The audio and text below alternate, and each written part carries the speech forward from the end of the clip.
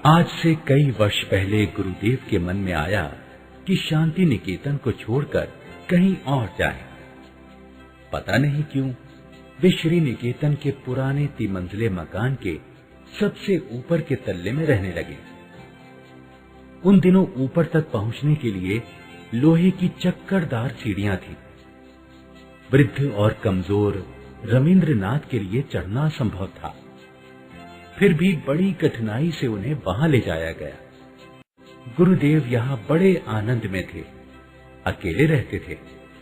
भीड़ भाड़ उतनी नहीं होती थी जितनी शांति निकेतन में। हम लोग ऊपर गए तो गुरुदेव बाहर एक कुर्सी पर चुपचाप बैठे अस्तगामी सूर्य की ओर देख रहे थे।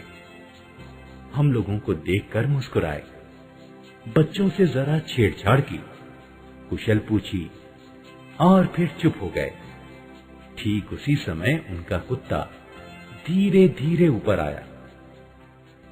उनके पैरों के पास खड़े होकर पूंछ हिलाने लगा।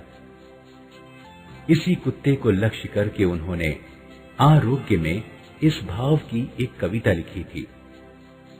प्रतिदिन प्रातःकाल यह भक्त कुत्ता स्तब्ध होकर आसन के पास तब तक बैठा रहता जब तक अपने हाथों के स्पर्श से मैं इसका संग स्वीकार नहीं करता।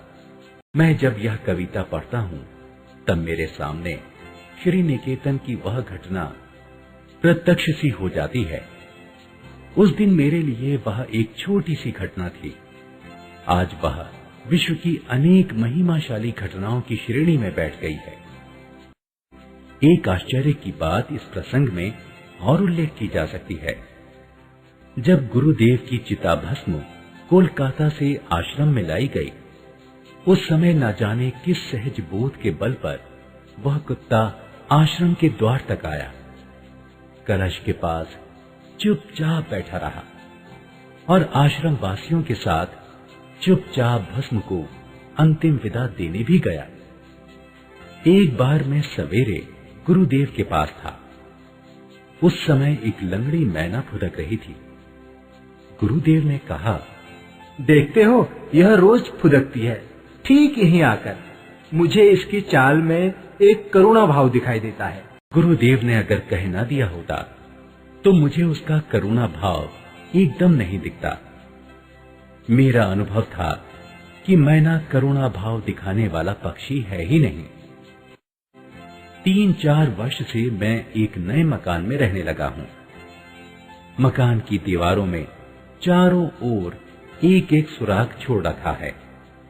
एक मैना दंपत्ति नियमित रूप से प्रतिवर्ष यहाँ गृहस्थी जमाया करते हैं।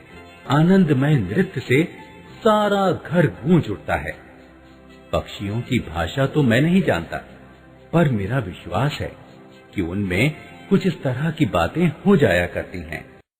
ये लोग यहाँ कैसे आ गए जी? ओह, बेचारे आ गए तो रह जाने दो, क्या कर लेंगे। लेकिन फिर भी इनको इतना ख्याल होना चाहिए कि ये हमारा प्राइवेट घर है। आदमी जो है इतनी अकल कहाँ? जाने भी दो।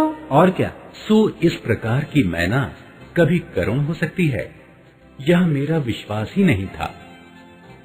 गुरुदेव की बात पर मैंने ध्यान से देखा तो मालूम हुआ कि सचमुच ही उसके मुख पर एक करुण भाव है। शायद वह विधुर पति था या विधवा पत्नी जो किसी बिडाल के क्रूर आक्रमण के कारण अकेली रह गई थी। हाय, क्यों इसकी ऐसी दशा है। शायद इसी मैना को लक्ष्य करके गुरुदेव ने बाद में एक कविता लिखी थी।